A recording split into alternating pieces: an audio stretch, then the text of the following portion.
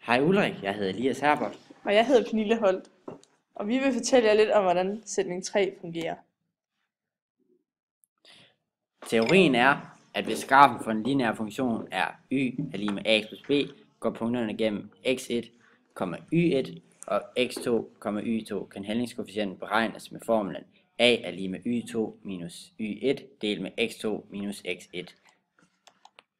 Vi har et eksempel her. En graf med 2 punkter, som hedder 5,3 og 2,3. Også det samme som x1, y1 og x2, y2.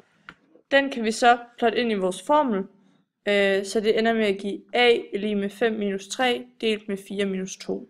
Når vi så regner ligningen ud, er a lig med 2 delt med 2, altså a er lig med 1, og det kan man også aflæse på grafen. Hej hej. Hej hej.